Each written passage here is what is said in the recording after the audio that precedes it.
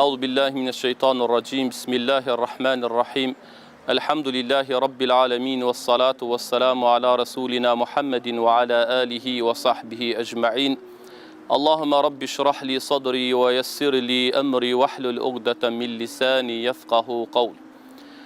Falenderimet dhe lavdërimet I takojnë vetëm Allahu Dhul Gjelal, atë falenderojmë dhe vetëm prej Tij ndihmë dhe falje kërkojmë. Salatat dhe selamet ja dërgojmë të dërguarit Tij Muhammedit sallallahu alaihi wasallam, familjes Tij të ndershme, shokëve Tij besnik dhe gjithë atyre që pasojnë në rrugën e Tij deri në ditën e gjykimit. Të nderuar teleshikues, ju që na ndiqni përmes këtij ekrani, ju përshëndesim me përshëndetjen islame, assalamu alaikum wa rahmetullahi wa barakatuh. Paqja, mëshira dhe begatit e Allahut Dhul Gjelal qofshin mbi të gjithë ju. Sot para jush do të flasim mbi një temë e cila është shumë e rëndësishme për neve si besimtar musliman dhe për çdo njeri I cili ja don të mirën shoqërisë dhe e don barazinë shoqërore. Tema për të cilën do të flasim është tema mbi zakatin, edhe pse kjo temë është një temë e gjerë dhe është trajtuar në kapitujt e librave, si në librat e hadithit dhe ashtu të fikut, por ne do të mundohemi që në këtë ligjerat të bëjmë një përmbledhje mbi disa rregulla, fillimisht duke filluar nga kuptimi I drejtë I zakatit, kuptimi I fjalës zakat, dallimi mes zakatit dhe sadakas, argumentet e obligueshmërisë së dhënies zakatit, pastaj dhënia e zakatit, disa dobi të dhënies zakatit dhe në fund do të japim një mesazh. Gjëja e parë që duhet të bëj njeriu është që të njohë Allahun Dhul Gjelal, të besoj atë, e pasi që të njohë Allahun Dhul Gjelal dhe të I besoj atij, ai obligohet që të I kryej adhurimet ndaj tij. Njëkohësisht, pra edhe zakati është një adhurim, një ibadet, të cilin duhet ta kryejmë ne si besimtar musliman. Këtë e themi duke u mbështetur në hadithin e pejgamberit alayhi salatu wasalam, kur pejgamberi alayhi salatu wasalam Muadhin radiallahu anhu e dërgoi në Yemen dhe I tha: O Muadh, ti do të shkosh tek një popull të cilët janë I thartë të librit. Pra kishte për qëllim të krishterët dhe do të I tharasësh në të vërtetën që të besojnë se s'ka zot tjetër pos Allahut Dhul Gjelal dhe se unë jam I dërguar I tij. E nëse ata e pranojnë këtë, atëherë bëju me dije, tregoju se Allahu Dhul Gjelal ua ka bërë fars, ua ka bërë obligim që ata t'i falin 5 kohët e namazit brenda natës dhe ditës. E në qoftë se ata e pranojnë këtë dhe e respektojnë, atëherë tregoju atyre dhe bëja u me dije se Allahu Dhul Gjelal ua ka bërë obligim fars që një pjesë të pasurisë të ndajnë, pra merret një pjesë e pasurisë nga të pasurit dhe ajo ju ndahet të varfrit. Këtu kur jemi të kjo hadithi pejgamberit alayhi salatu wasalam dua të potencoj, se kjo është një hadith dhe një argument se zakati aty ku mbledhet në vendin në të cilin mblidhet, edhe duhet të shpërndahet tek nevojtarët e atij vendit. Në përjashtim, në qoftë se mbulohen nevojat atij vendit, atëherë mund të e destinojmë në një vend tjetër. Të nderuar teleshikues, Allahu Dhul Gjelal në librin e tij në Kur'an neve na tërheq vërejtjen se pasuria nuk është privilegj, por është një sprov apo një prov për neve si njerëz. Allahu Dhul Gjelal thot: inna amwalukum wa auladukum fitna. Me të vërtetë, pasuria edhe fëmijët tu janë prov për ju.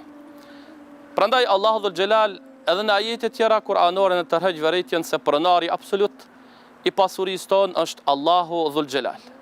Prandaj na urdhëron dhe na nxit që ne apo të pasurit një pjesë të pasurisë së tyre të ndajnë për të varfërit.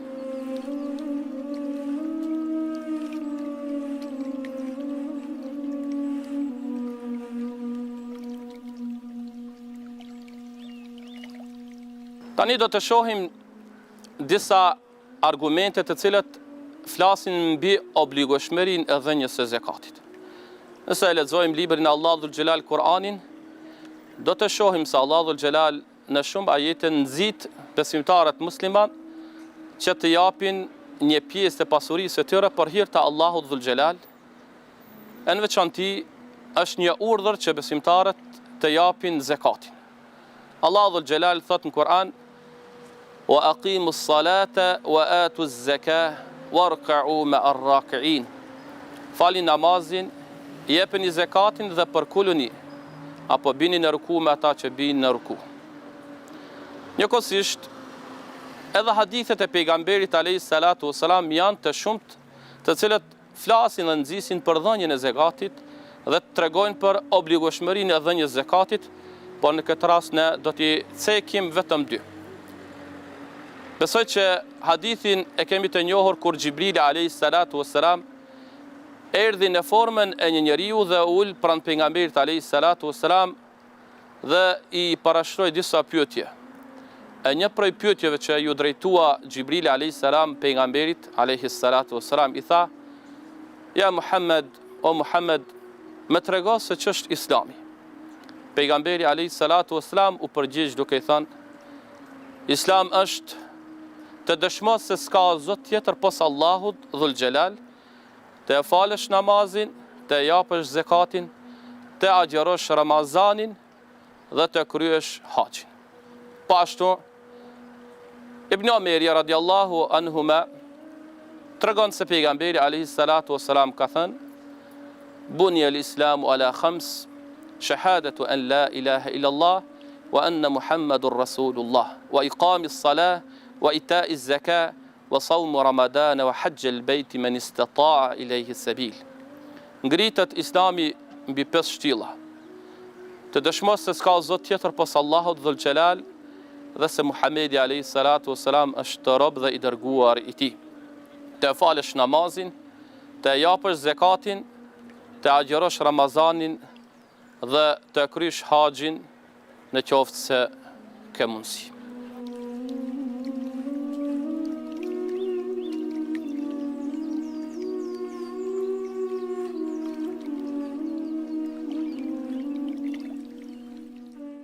Tani le të shohim cili është kuptimi i fjalës zakat.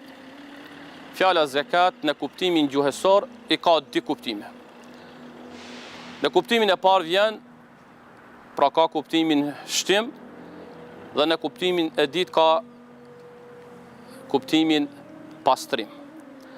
Pra, në kuptimin e shtimit, arabët thojnë zakka az-zar'u, për bimën apo për të mbjellën e cila rritet dhe shtohet, ndërsa në kuptimin e pastrimit Allahu dhul Xhelal në Kur'an thot: "Qad aflaha man zakkaha." Me të vërtetë ka shpëtuar ai që është pastruar.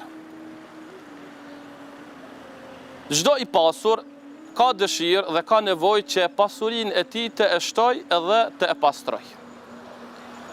E shton ai kur jep dhe njëkohësisht e pastron kur jep zakat, e pastron vetveten e tij nga gjunahat, nga mëkatet, nga egoizmi, nga veset e këqija.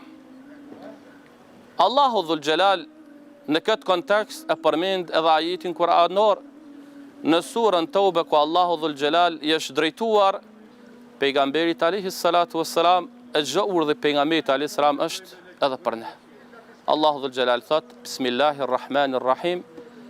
Khudh min amwalihim sadaqatan tutahhiruhum wa tuzakkihim wa salli alayhim inna salataka sakanun lahum." Dhe merr nga pasuria e tyre, sadaka ka për qëllim zakatin, që të i pastrosh ato dhe të i delirësosh ato dhe lutu për ta, sepse lutja yte, pra lutja pejgamberit alayhis salatu wassalam, është qetësim për ta.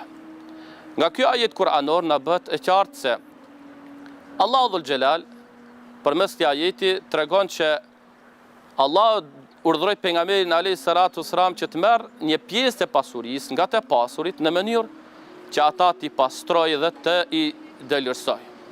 Pra të i pastroj nga egoizmi, njëkohësisht edhe nga gjunahat dhe mëkatet, por ashtu në këtë ajet kuranor kuptojmë që Allah dhul Gjelal e urdhroi pejgamberin alayhis salatu wassalam që të bëj lutje, dua për ata të cilët e japin zakatin, në momentin që e japin zakatin. Në mënyrë që lutja pejgamberit alayhis salatu wassalam do të i qetësoj dhe do të i kënaqë ata. Prandaj është mirë që ne kur e marrim zakatin nga të tjerët, është mirë që të lutemi për ta, që Allah dhul Gjelal të jap të mira, të i ruaj ata, të i begatoj ata, të shtoj pasurinë e tyre e kështu me radhë. Është mëse normal se njeriu i pasur gjatë fitimit të pasurisë e tij mund të ketë çaste dhe momente që ndoshta i bën padrejti ndokujt ose atë pasurinë mund ta përzi me haram, kështu që dhënia e zakatit e pastron pra atë pasuri e cila është fituar në mënyrë jo të drejtë. Ibn Omeri radiallahu anhu thot se pejgamberi alayhis salatu wassalam ka thënë Allah dhul Gjelal e bëri obligim dhënien e zakatit si pastrim i pasurisë.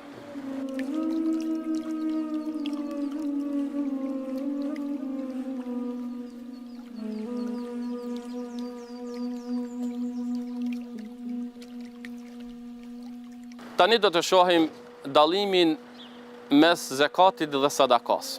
Shumë njerëz, duke dhënë një pjesë të pasurisë e tyre, ata mendojnë që e kanë kryer obligimin e dhënies së zakatit. Mirë po, nuk duhet të ngatrojmë zakatin i cili është obligim dhe sadakan i cila është vullnetare. Prandaj, të mos mendoj dikush që ka dhënë një pjesë të pasurisë së vet dhe me këtë e ka kryer obligimin ndaj Allah dhul Gjelal dhe e ka dhënë zakatin. Sepse zakati është obligim fars i cili është me sasi të caktuar, me përqindje të caktuar, siç është për produktet bujqësore, për kafshët, njëkohësisht në ari dhe argjent, në para, pashtu edhe në mallrat e tregtisë, gjë për të cilën të gjitha këto ka nevojë që të trajtohen në një temë apo disa tema të veçanta. Prandaj, pra zakati është fars obligim nëse personi, po njeriu besimtar nuk e jep zakatin, ai konsiderohet si njeri gjunahqar apo mëkatar. Zakati po ashtu ka kohën e caktuar dhe ka sasinë, pra ku apo siç njihet në gjuhën e literaturës islame, pra nisabin, do të arrijë sasinë e caktuar me të cilën neve na bëhet obligim dhënia e tij. Dhe njëkohësisht pra kohën ku do të jepet brenda një viti. Ndërsa sadakaja është dhënie vullnetare, njeriu mund të jap kur të don dhe sa të don, brenda ditës mund të jap disa herë dhe atë sa dëshiron.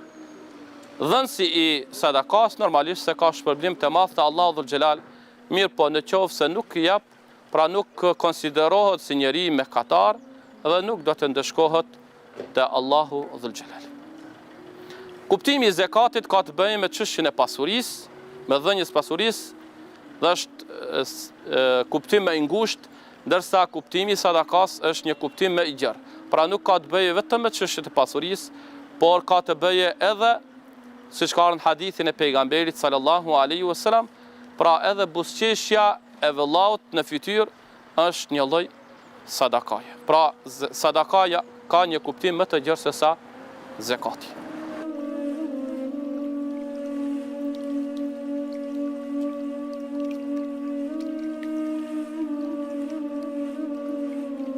Vetë fakti që Allah dhul Gjelal zakatin e ka përmendur shumë në Kur'an, janë afërsisht 80 ajete ku Allah dhul Gjelal flet mbi zakatin, dhe fakti që Allah dhul Gjelal në Kur'an mbi 32 ajete namazin dhe zakatin, më thonë, i ka përmend bashkarisht pa i ndarë. Sapo e ka përmend Allah dhul Gjelal namazin, me njëherë pas namazit e ka përmend zakatin apo dhënien e zakatit, dhe kjo të tregon për rëndësinë e madhe që ka zakati. Fakti që Allah dhul Gjelal flet në Kur'an se ky adhurim apo ibadet dhe obligim ka qenë edhe të pejgamberët e mëparshëm. Dhe këtë tregon Allahu xhelal në Kur'an për Isën alayhis salatu wassalam ku thot: "Wa awsani bis salati waz zakati ma dumtu hayya." Dhe Allahu xhelal më ka urdhëruar me namaz e me dhënjet e zakatit derisa të jem gjallë, tregon për rëndësinë e madhe që ka ky ibadet apo adhurim. Fakti që Allahu xhelal në Kur'an e përmend që në ditët e para të shpalljes dhënjen e zakatit, edhe pse në fillimet e shpalljes pra nuk ka qenë pra e precizuar dhënja e zakatit, dhe kjo është kompletuar në Medinë në vitin e 9 të hijretit. Megjithatë, pra tregon për vlerën e madhe që ka dhe rëndësinë e madhe që ka dhënja e zakatit. Andaj Allahu xhelal në Kur'an thot: "Wa ma umiru illa liya'budu Allaha mukhlisina lahu ad-din hunafa wa yuqimu as-salata wa yu'tu az-zakah." Dhe nuk ju kam urdhëruar për diçka tjetër vetëm se ta adhuroni Allahun dhul xhelal me sinqeritet, të falni namazin dhe të jepni zakatin. Po ashtu, fakti që pejgamberi alayhis salatu wassalam e ka shpjeguar në mënyrë të detajuar dhënien e zakatit, kategoritë se ku duhet të jepet zakati, si duhet të jepet zakati, sasia sa duhet të jep zakati, dhe fakti që pejgamberi sallallahu alaihi wasallam ka autorizuar njerëz të veçantë për grumbullimin apo tubimin e zakatit dhe shpërndarjen e tij, tregon për rëndësinë dhe peshën e madhe që ka ky ibadet apo adhurim. Njëkohësisht, këmbgulja e khalifit Abu Bakr radiallahu anhu, i cili ju kundërvi atyre të cilët mohuan që të japin zakatin pas vdekjes pejgamberit alayhi salatu wassalam, se do të i lufton dhe nuk do t'i lën të qetë derisa ata do të japin zakatin, tregon për peshën dhe rëndësinë e madhe që ka ky ibadet apo adhurim.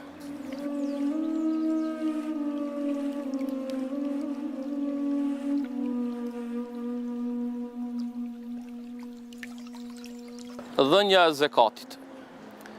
Njerëzit tek ne janë mësuar që zakatin të japin vetëm ata ku duan dhe kujt duan që të ja japin. Dhe mendojnë se dhënja e zakatit është vetëm obligim i tyre dhe vetëm obligim ndaj Allahut dhul xhelal dhe jo ndaj shoqërisë. Mirë po, nuk duhet të harruar faktin se dhënja e zakatit përveç se është obligim ndaj Allahut dhul xhelal, është edhe obligim ndaj shoqërisë. Prandaj duhet që të vetëdijsohemi dhe të kuptojmë që zakati nuk mund të e japim si një lloj sadakaje, por zakati është institucion përmes të cilit duhet të mblidhet apo të bëhet zakati. Nuk e mohojmë faktin që zakati duhet të jepet me vetë iniciativë nga ndërgjegjja e mbrëmshme dhe nga fakti që Allahu dhul xhelal na urdhëron.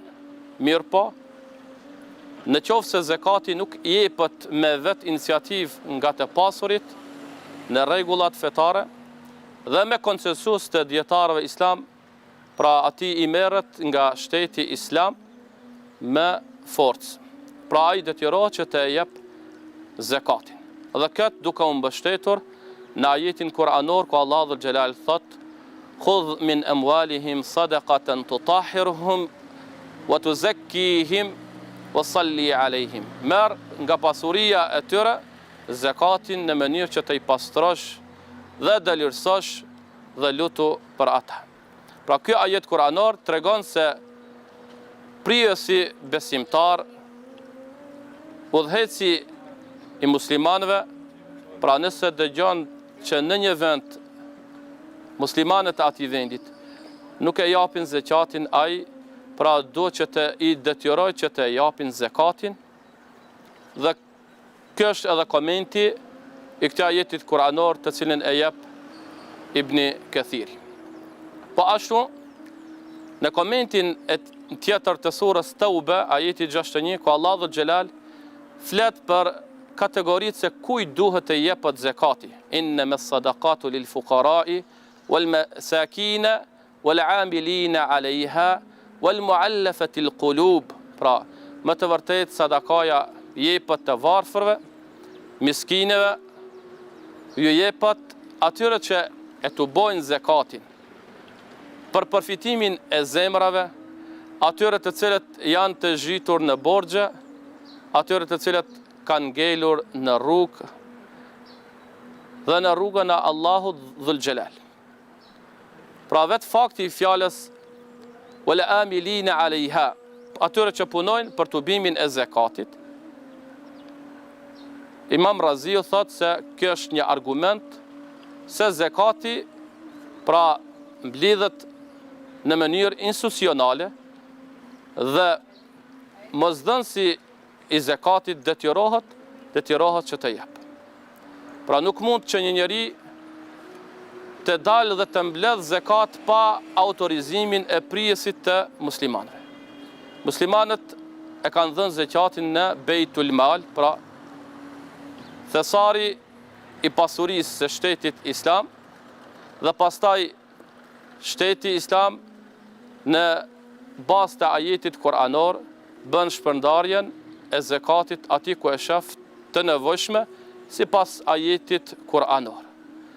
Duke patur parasysh që ne jemi në një vend laik dhe nuk jemi shtet islam, pra ky obligim apo kjo përgjegjësi i bie prijesit përgjegjësit të muslimanëve të këtij vendi, i cili ai do të autorizon njerëz të cilët do të merren me tubimin e zakatit dhe shpërndarjen e tij.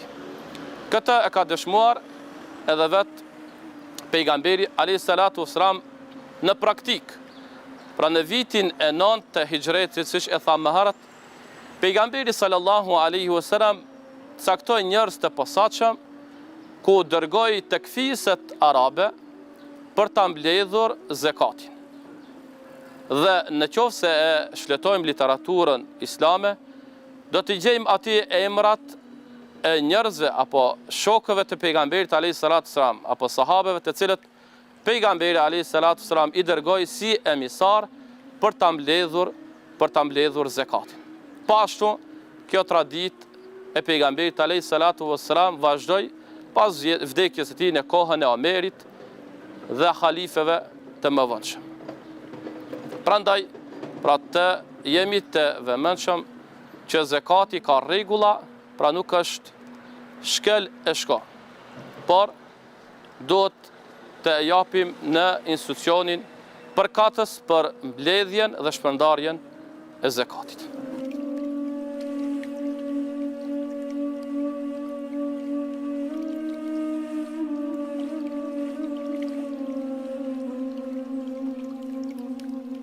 Dobit e dhënies së zakatit. S'ka dyshim se dobit e dhënies së zakatit janë të shumta dhe të panumërta, por ne do të mundohemi që t'i themi disa prej tyre. Me dhënien e zakatit, fillimisht ne e kryejm një urdhër të Allahut Dhul Xhelal. Dhe çdo kryerje e një urdhri të Allahut Dhul Xhelal s'ka dyshim se ka shpërblimin. Sepse në qoftë se nuk e kryejm, do të ketë ndeshkimin. E në qoftë se e kryejm, pra ka shpërblim të Allahu Dhul Xhelal. Kështu që ata që japin zakatin, Allahu Dhul Xhelal do të i shpërblej me të mirat në këtë botë dhe njëkohësisht edhe në botën tjetër. Me dhënien e zakatit, siç e tham edhe më herët, kuptimin e tij ne e pastrojmë vetveten tonë nga veset e liga, nga egoizmi, por njëkohësisht edhe nga mëkatet dhe nga pasuria e cila është fituar me të padrejtë, dhe kështu ne bëhemi më bujarm ndaj të tjerëve. Me dhënien e zakatit ne i ndihmojmë skamnorët, i ndihmojmë të varfërit, ndihmojmë jetimët. Me dhënien e zakatit ne japmi mbështetje shoqërisë. Kur japim zakat, ne qetësohemi shpirtërisht dhe në zemër. Dhe këta mendoj se çdo njeri prej nesh, ndoshta jo me zakat, por me sadaka, kur i kemi dhënë dikujt ndonjë sent, se si jemi ndjerë në zemër dhe shpirt. Pra ne kur japimi realisht e ndjejmë një kënaqësi shpirtërore dhe një kënaqësi në zemër. Kur ne japim zakat, ndihmojmë institucione tjera arsimore. Ndihmojmë student, ndihmojmë shkolla, ndihmojmë universitete, ndihmojmë projektet të cilat janë të dobishme për shoqërinë. Me dhënien e zakatit ne mbështesim projekte të cilat kanë të bëjnë me çështjen e edukimit. Kur ne japim zakatin, ndihmojmë që të kemi një shoqëri të barabartë dhe jo shoqëri të cilat janë në nivele të skajshme, pra të pasur në nivele të larta dhe të varfër, pra në skajshmëri. Pashtu me dhënien e zakatit, ne mund të mbështesim edhe hulumtime shkëndësore dhe këtë e ka dëshmuar historia islame. Pra gjatë historisë islame nëse shohim kohën e Omer ibn Abdul Azizit, kur njerëzit me të madhe e dhanë zakatin, pra u rrit mirëqenia e shtetit islam dhe muslimanëve, saqë ishte e vështirë të gjesh një njeri të varfër i cili mund ta pranonte zakatin. Dhe njëkohësisht dhënia e zakatit në vendin ton ka dëshmuar se me dhënien e tij ne mund të mbështesim institucionet dhe shkollat, siç është medresja këtu në vendin ton, apo fakulteti i shkencave islame, apo siç kemi ndihmuar shumë studentë të cilët kanë pasur nevojë që të arsimohen dhe shkollohen, ndërsa kushtet e tyre ekonomike kanë qenë të vështira. Kur ne japim zakatin, rrisim ekonominë e vendit, njëkohësisht edhe të shtetit. Prandaj këto ishin disa të mira të cilët njeriu apo shoqëria i arrin me dhënien e zakatit.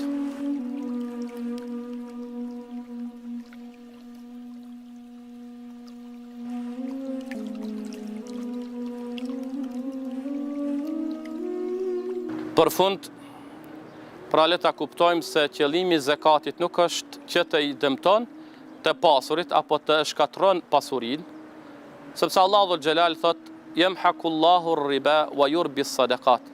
Allah shkatron kamatën, ndërsa e shton sadakan zakatin. Por qëllimi i zakat pra është shtimi i pasurisë dhe shkatërrimi i varfërisë. Të jemi të bindur që pasuria është një provë për neve, por edhe një mundësi dhe shans në mënyrë që ne përmes pasurisë të ndihmojmë të tjerët dhe të tjerët të na shohin të mirën. Le të shohim pasurinë si një mundësi për të arritur kënaqësinë e Allahut dhul Xhelal dhe shpërblimet e Allahut dhul Xhelal si në këtë botë edhe në botën tjetër. Allahu i madhruar në Kur'an thot për ata të cilët e japin zakatin: "Innal ladhina amanu wa amilus salihati wa aqamus salata wa atawuz zakata lahum ajruhum 'inda rabbihim wala khawfun 'alayhim wala hum yahzanun." Me të vërtetë, ata të cilët besuan Allahun dhul Xhelal dhe bën vepra të mira, e falën namazin, e japin zakatin, ata kanë shpërblime të Allahu dhul Xhelal, e nuk do të kenë as frikë e as dëshpërim. Po ashtu Allahu dhul Xhelal në surën Tauba thot: "Wal mu'minuna wal mu'minatu ba'duhum awliya'u ba'd." Besimtarët për besimtarët janë të dashur me njëri tjetrin. Ya'muruna bil ma'rufi wa yanhauna 'anil munkar. Urdhrojnë të mira, ndalojnë nga të këqijat. Wa yuqimuna as-salata wa yu'tuna az-zakata. E falin namazin, e japin zakatin. Wa yuti'una Allaha wa rasulahu. I bindën apo nënshtrojnë Allahu dhul Xhelal dhe të dërguarit. Ulaika sayarhamuhumullah. Këto janë ata të cilët do të i mëshiron Allahu dhul Xhelal. Pra ata që japin zakatin do të jenë në mëshirën e Allahu dhul Xhelal në këtë botë edhe në botën tjetër. Për fund do të thoja thënjën e Aliut radiallahu anhu, i cili ka thënë: "Nëse shihni në një vend njerëz të varfër me vështirësi ekonomike, dijeni se në atë vend të pasurit nuk janë duke e kryer obligimin e pasurisë, pra dhënien e zekatit. Gjë për të cilën Allahu Dhul Xhelal do të i marrë në llogari në ditën e gjykimit dhe do të i fusë në zjarrin e xhehenemit, Allahu na ruaj. Prandaj Aliu radiallahu anhu e lexoi ajetin ma salakakum fi saqar. Çfarë ju ka sjellur juve në zjarr?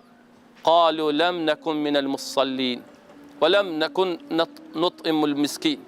Pra ne kemi qenë për atyre që nuk e kemi fal namazin dhe nuk i kemi ushqyer të varfrit.